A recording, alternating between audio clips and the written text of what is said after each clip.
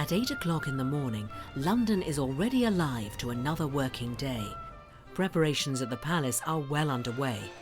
Everything in the state rooms and where today's investiture will take place are given detailed and careful attention.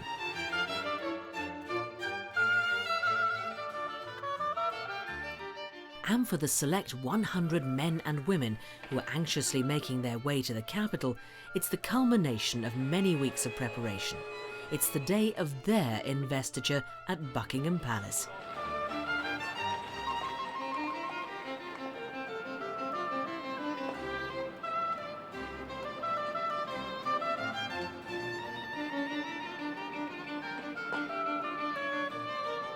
A short walk from Buckingham Palace at St James's Palace is the central chancery of the Orders of Knighthood. It's part of the Lord Chamberlain's office and is responsible for governing the Orders of Chivalry and maintaining the records of all appointments within the order. They also take the lead in organising investitures and the sending out of invitations, together with warrants signed by the Queen. Let's run through the investiture at Buckingham Palace on Thursday the 10th, if I may, which the Queen is holding. Can you confirm the number of recipients we're at now? We've got 63 now. And how many for accolade and insignia? We've got 5 knights. Okay, thank you very much. When the various insignia arrive from the manufacturers, each decoration is very carefully scrutinised for blemishes and then stored in the central chancery's vaults to await its recipient.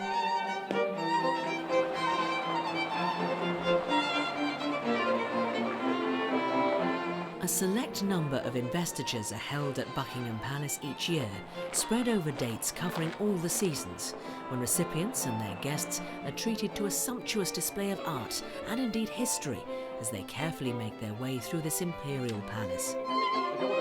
The honours system and the concept of the investiture as we know it today is relatively new, given that the history of the monarchy spans over 1,000 years.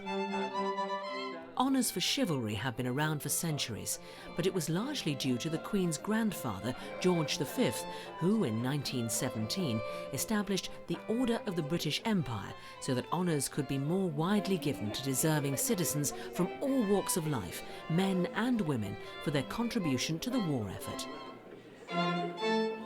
With the ending of the First World War and the armistice in 1918, the King extended the range of recipients to include those from the world of science, the arts and literature, as well as the voluntary and charitable sectors.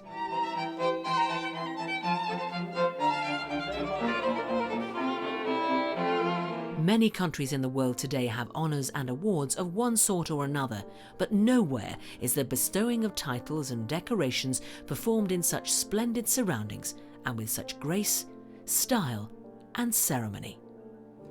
Mr. David Jonathan, for services to community cohesion and interfaith relations in Luton.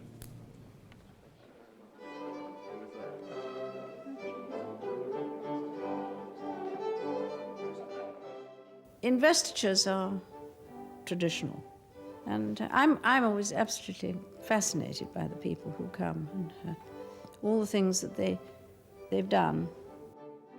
I think one of the most important aspects of an investiture is to be able to reward in a suitable way the selfless service and dedication of so many of these remarkable people. When talking with the recipients at these investitures, I'm reminded of all of the great things that they have done to earn their awards, the long service that they have given throughout their working lives, the considerable achievements they have reached, and the selfless commitments they have made to their communities. Those who have deserved recognition do get reached by the honour system, and I've met many of them in my travels around the UK and elsewhere. I hope the example set by these naturally generous and determined people will not be underestimated, and especially that they will have enjoyed the experience of today.